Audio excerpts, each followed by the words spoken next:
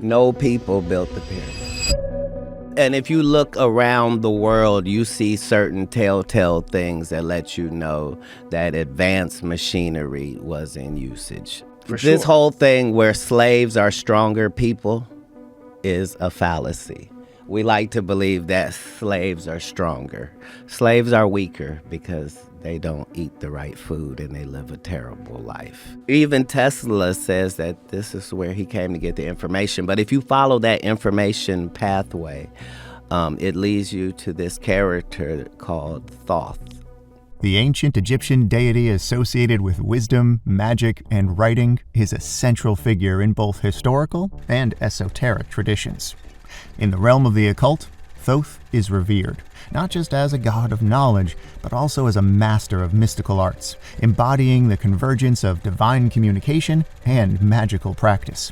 And the emerald tablets of Thoth are literally mind-changing and mind-blowing, just because you understand when this was written and the terminology being used is far too accurate for now.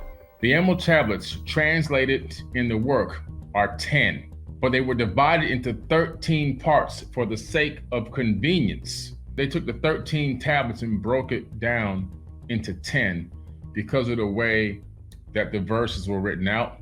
It just made it easier to put it into a canonized book. So we're talking about the final 2 tablets of the emerald tablets of Thoth, the plural tablets, because there's 2 versions of the emerald tablets. There's an emerald tablet of Hermes, which is singular 1, which is located in Cambridge at the Cambridge University in the UK. And then the emerald tablets of Thoth, which were written between 36 to 38,000 years ago, are actually in the Vatican archive now. That's where they reside after being rediscovered and brought back to Egypt in the 1920s. Here are several key aspects of Thoth's role and symbolism within occult traditions. Thoth is often depicted as the god who possesses ultimate knowledge and mastery over magic.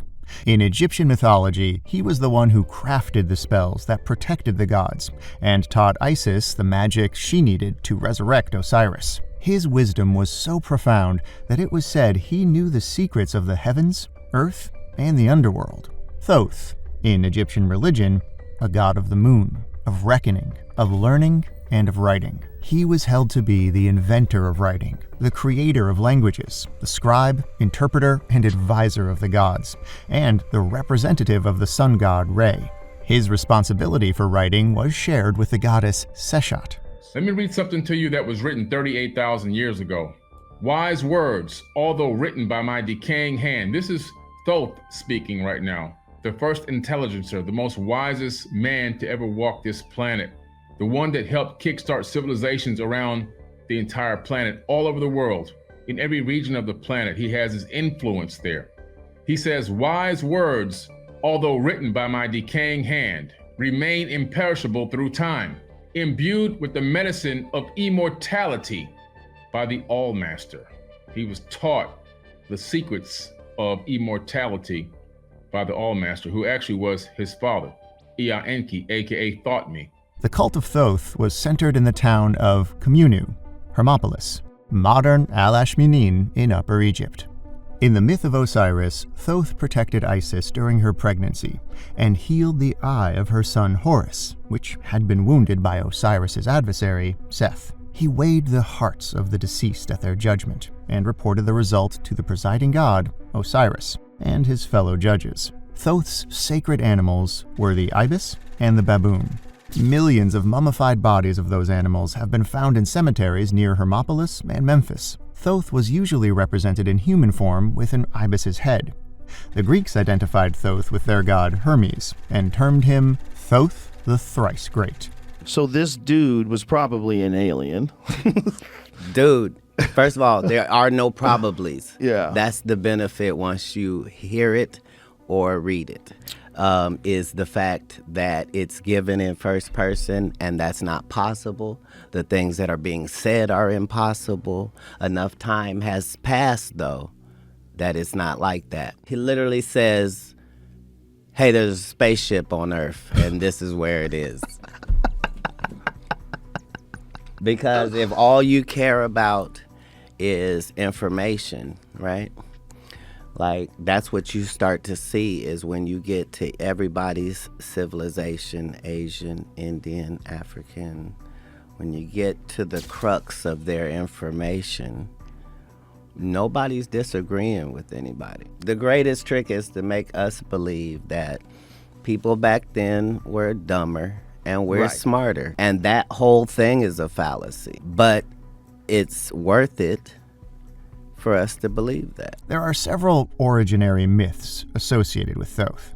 In one version of his story, he was self-created during the dawn of time as an ibis, who laid an egg which held the key to all creation inside. In another version of Thoth's life story, he emerged from the lips of Ra and became known as a god without a mother.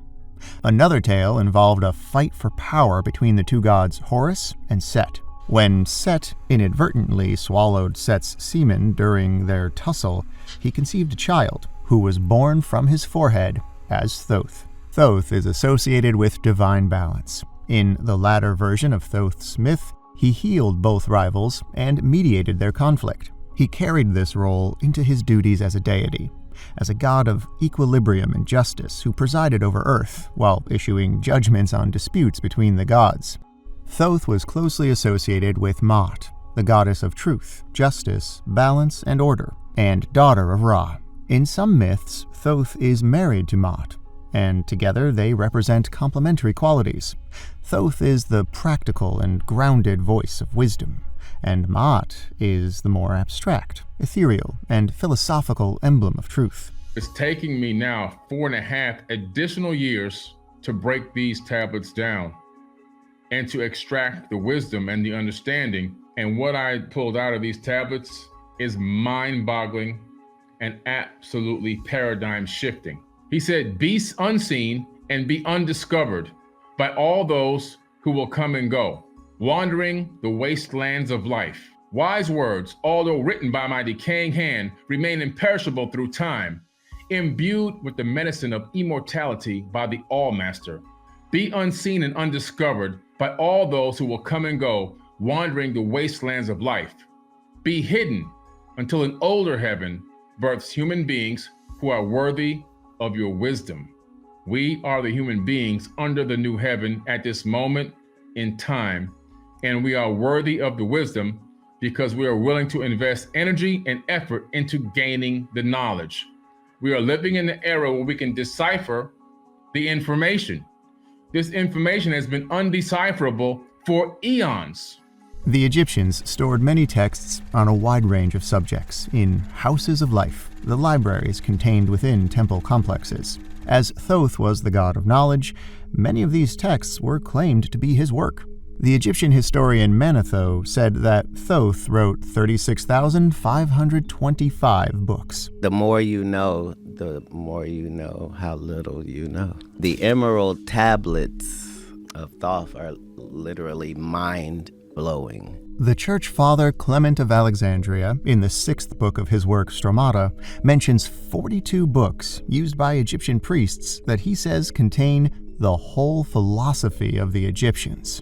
All these books, according to Clement, were written by Hermes, a pre-existing Greek god that the Greeks likened to Thoth, claiming they were the same god, having similar qualities, e.g., both invented writing.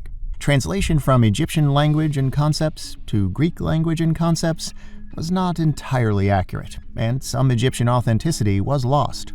Among the subjects they cover are hymns, rituals, temple construction, astrology, geography, and medicine.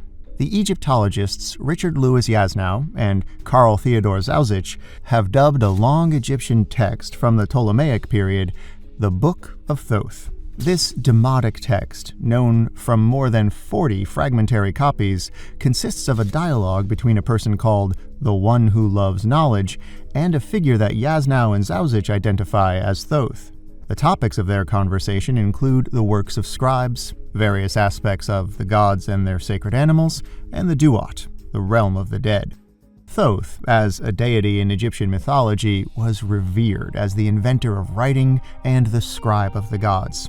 He was often depicted as a man with the head of an ibis or a baboon, animals sacred to him, holding a writing palette and reed pen. Thoth was also considered the mediator of godly disputes and the recorder of the divine order.